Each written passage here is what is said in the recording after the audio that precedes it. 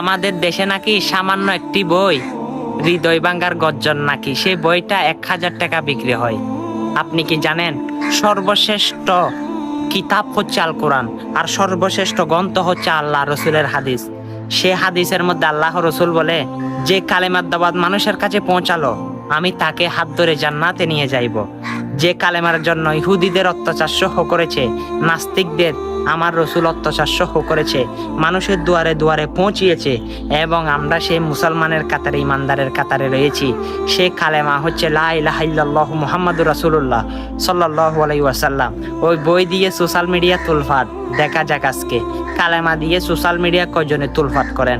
হয়তো আপনি ভাবতেও পারতেছেন না, ভিডিওটা যদি শেয়ার করে দেন হাজার হাজার মানুষ কালেমার দাওয়াতটা শুনতে পারবে। আর দুনিয়ার বই পড়বেন মানি জাহান্নাম কামাই করবেন, আর আল কোরআন আল হাদিস শরীফ পড়বেন মানি জান্নাত কামাই করবেন। যার উপর বিশ্বাস রয়েছে আল কোরআন এমন হাদিস আপনাকে জান্নাত পর্যন্ত নিয়ে যাইবে, তারাই আজকে কালেমার দাওয়াতটা শেয়ার করে